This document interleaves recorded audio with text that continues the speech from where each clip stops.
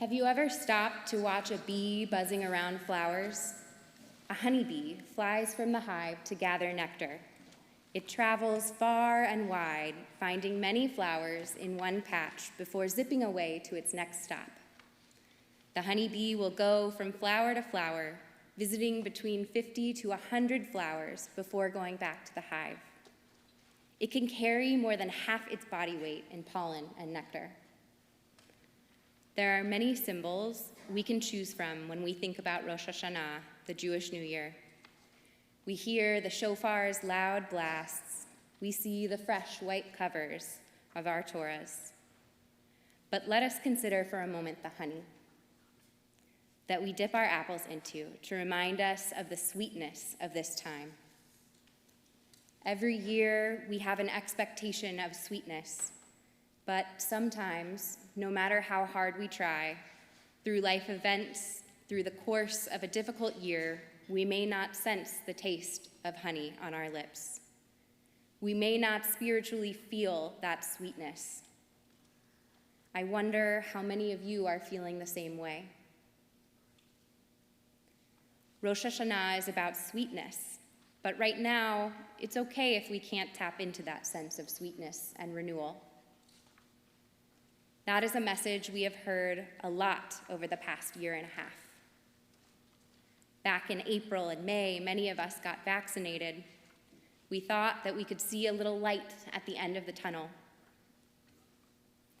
People moved about more freely, summer arrived, and we reached out to loved ones and friends, and some traveled. I went to Kansas City. I went home to see my family. Before this visit, it had been almost a year and a half since I had last been home. June was a special time. My brother and sister-in-law welcomed my new baby niece into the world, and my first official act as a rabbi was to lead her Simchat Bat, her baby naming, a few drops of honey. I came back to Milwaukee, and the atmosphere was charged with excitement. People were talking about how well the Brewers and the Bucks were doing. It was on all the radio stations, and it was a topic of conversation with several of you. The Bucks did it. They won the NBA championship for the first time in 50 years. Things were turning around. Then we started to hear more about the Delta variant, and case numbers began to climb again. To state the obvious, this Rosh Hashanah does not look the way that we thought it would even a couple of months ago.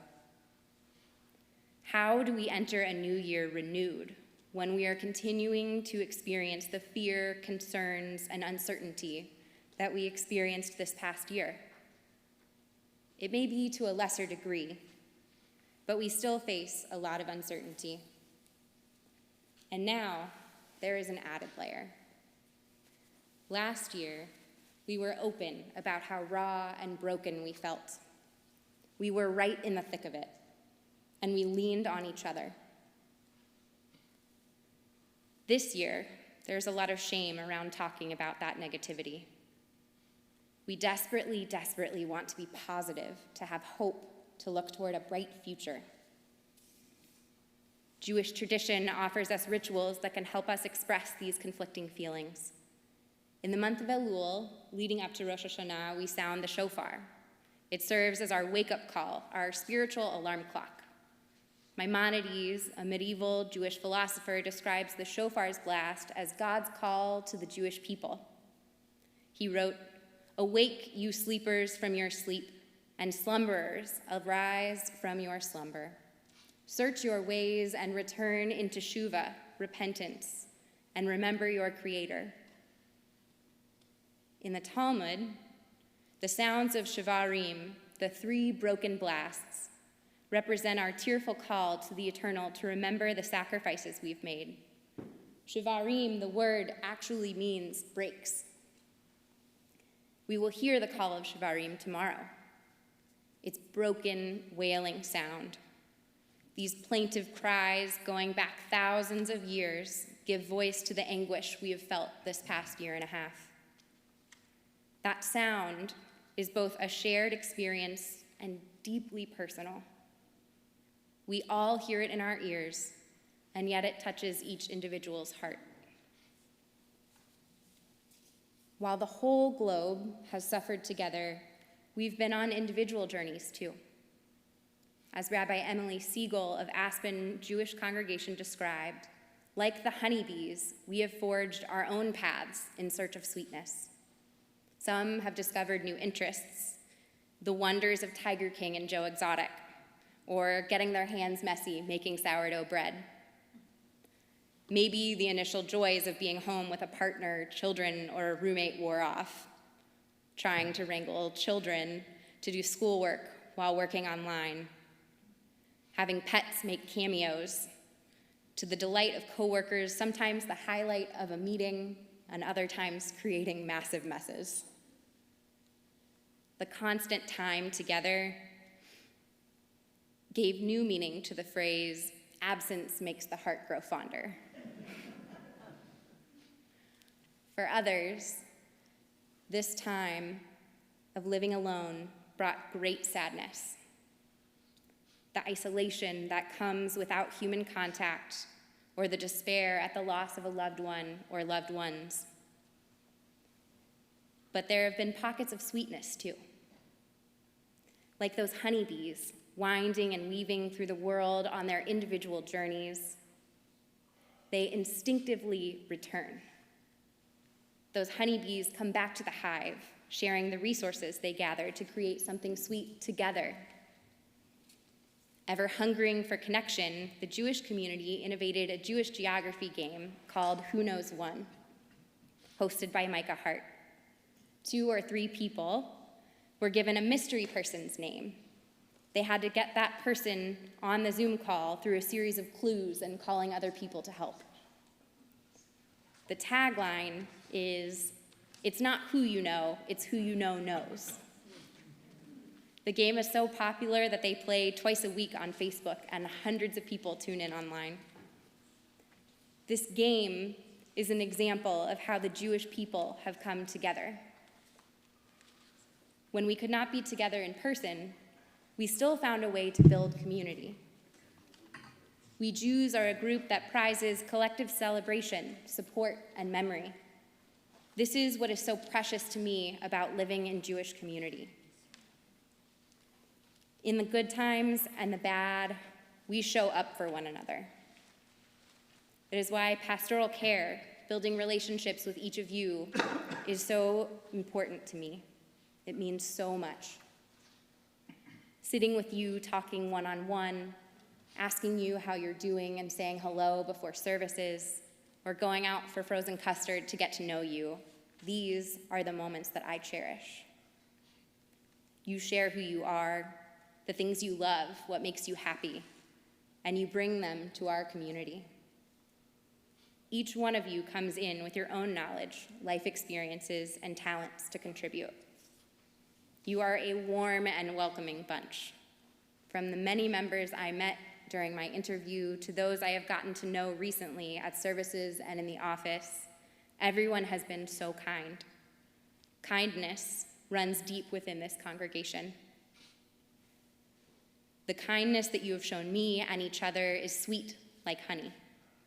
We never know how long that sweetness will sustain us. It is a gift that goes beyond measure.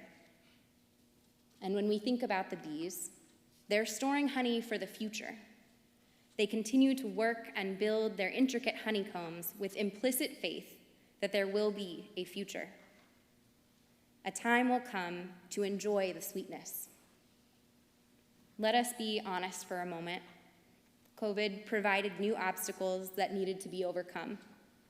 No one knew how to navigate this world of virtual connection, Zoom and YouTube, and the glow from warm screens. It is amazing and wonderful, but sometimes it can fall short too.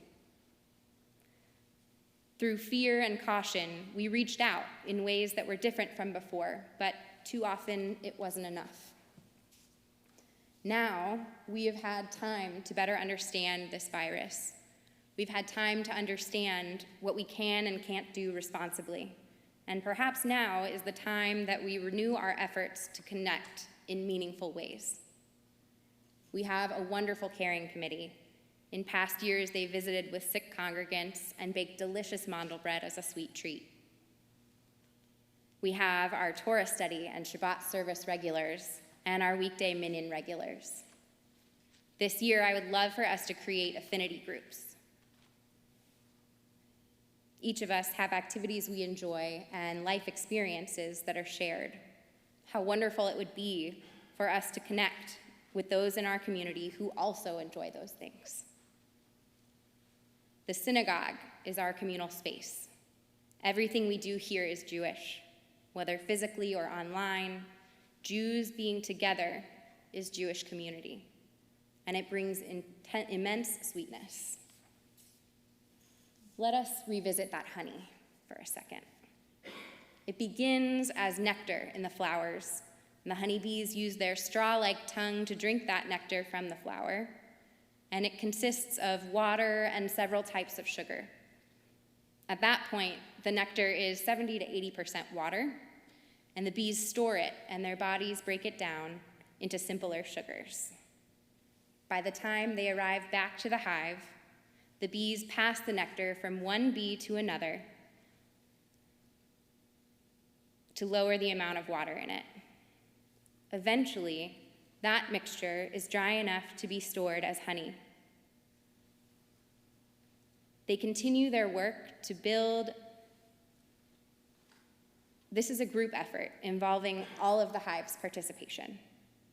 The bees are storing honey for their future. They continue their work to build and fill their intricate honeycombs because they understand without question that there will be a future. So too do we continue to build our Congregation Shalom community, making lasting connections, having faith that there is a sweet future for us. This Rosh Hashanah, in our new year of 5782, may we reach out to one another.